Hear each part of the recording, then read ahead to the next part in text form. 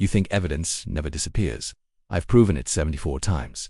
You wake up at 3:12 a.m., the phone never rings for anything good. One message, one address, no details there, never are. You don't ask questions anymore. Questions belong to people who still believe answers matter. You get dressed, pick up the bag and leave. Mexico City sleeps, streetlights flicker, dogs bark somewhere distant, and you drive toward something already broken.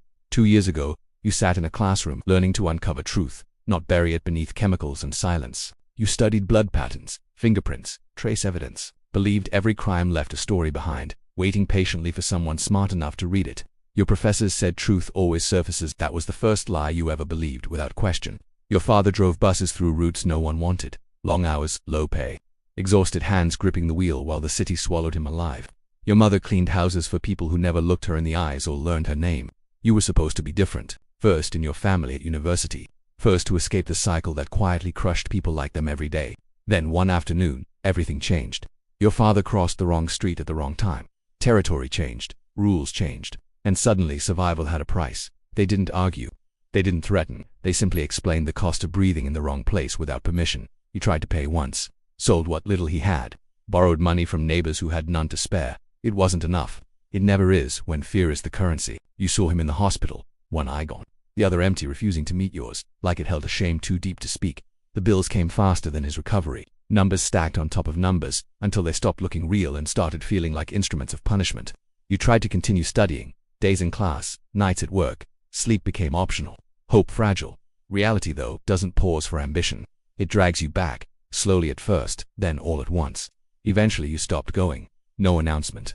No goodbye. Just absence. 2 years of knowledge left unfinished, hanging without purpose. 3 months later, a man found you calm, patient, informed, eyes that didn't blink too often. He knew everything, every detail a stranger shouldn't know unless they had been watching for a long time. "We don't need killers," he said quietly. "We need someone smarter, someone who understands how truth is built and how it can disappear." He slid an envelope toward you. You stared at it longer than you should have. Thought about your father, your mother, the weight of everything waiting at home. You took it. Not because you wanted to, but because you couldn't see another option that didn't end worse. Your first job was simple. A small house, 2 bodies, a room, screaming a story that had already been written in blood. You recognized everything immediately. Patterns, angles, impact points. Your education returned like instinct, sharp and precise. That's when the truth hit you. You weren't there to understand the story. You were there to erase it completely. You started with what was obvious. Shell casings, surfaces, anything careless enough to be seen without effort. Then you moved to what mattered. Blood soaked into wood, fabric, surfaces people forget to check but investigators never ignore. Peroxide first, then bleach, then enzymes, layer by layer. You dismantled the evidence like it had never existed. Hours passed without notice. The room slowly transformed from chaos into something disturbingly normal. By the time you finished, it didn't look like nothing happened. It looked like nothing ever could have happened there. Outside, a neighbor watered her plants. You walked past, nodded politely, and she smiled back like you belonged there. That moment taught you something important. The world accepts whatever it sees, not whatever is true. You got better quickly, faster hands, sharper instincts, less hesitation with every scene you walked into. You learned how investigators think because you used to be one of them, at least in theory. Then you learned how to break that thinking, how to turn certainty into confusion, facts into useless noise. Luminol became a joke. You flooded rooms with interference until everything glowed, turning real evidence invisible among false signals. Fingerprints stopped mattering when you learned how to distort them instead of simply removing them. Digital evidence was easier. Cameras don't lie, but they can be rewritten.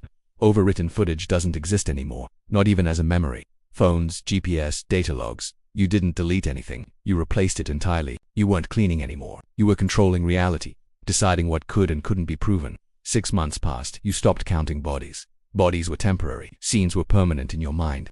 Each one marked a place where truth died quietly, without witnesses, without resistance. You moved your parents into a better apartment, told them you worked private security. It sounded believable enough. Your mother accepted it instantly. She needed to believe her sacrifice had led somewhere safe. Your father didn't ask questions. He just watched you longer than usual, like he understood something he refused to say out loud. You tried having a normal life, met someone. She designed buildings, created spaces meant to last. You destroyed spaces, erased moments, removed history. The contrast felt poetic for a while. She noticed your hands, dry, cracked, worn beyond your age. You blamed chemicals. She nodded, but her eyes stayed curious. You ended it before curiosity turned into understanding. Some truths can't be cleaned once they're seen. Then came the ranch, remote, quiet, forgotten by everything except the people who needed it hidden. 8 bodies, not criminals, not threats, just people who existed in the wrong place at the wrong moment. One held a photograph, a little girl smiling, completely unaware of how fragile the world actually is. You stared at it longer than necessary. Something about it resisted being erased, even in your mind. Then you burned it. Because that's what you do. You remove everything, not just what's convenient.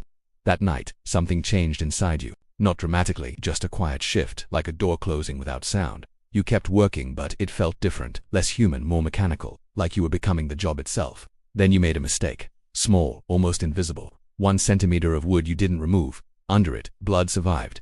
Enough to matter, enough to build a case that shouldn't have existed. You were sent back, broke in, fixed it, removed the last piece of truth before it could grow into something dangerous. The case collapsed. Evidence contaminated.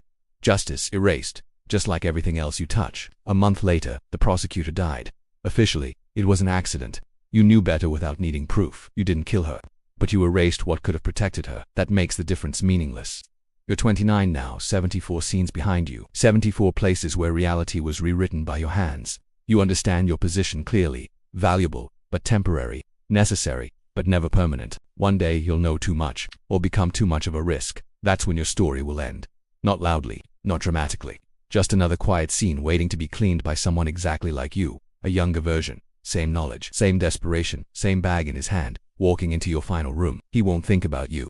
He'll focus on the task, just like you always did, and when he leaves, nothing will remain. No trace, no story, no proof you ever existed. That's how this system survives, not through violence alone, but through the absence of evidence. The real product isn't death, it's silence. Clean floors, empty rooms, missing pieces no one can recover. And you are the one who creates that silence. 1 scene at a time, until truth becomes irrelevant. Somewhere right now a student is learning everything you once believed, writing notes about evidence that never disappears. They don't know yet that someone like you exists. Someone who makes sure it disappears anyway. And by the time they realize that truth can be erased, you will already have done your job. Again.